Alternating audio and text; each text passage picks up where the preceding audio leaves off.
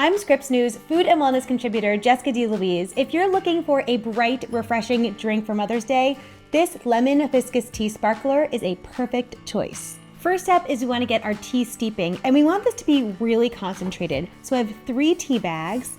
I'm going to top it with about a cup and a half of water. And we'll let that sit off to the side while we juice our lemons. Lime is also a really nice combination with hibiscus tea if you prefer lime. This drink is so simple and so beautiful.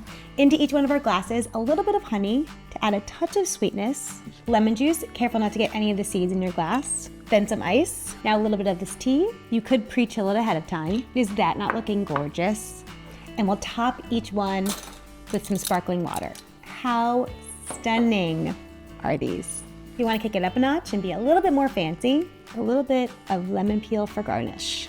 Fruity tea, tart lemon juice, slight sweetness from the honey. So refreshing. You can find this recipe at scripsnews.com/kitchenista. Cheers.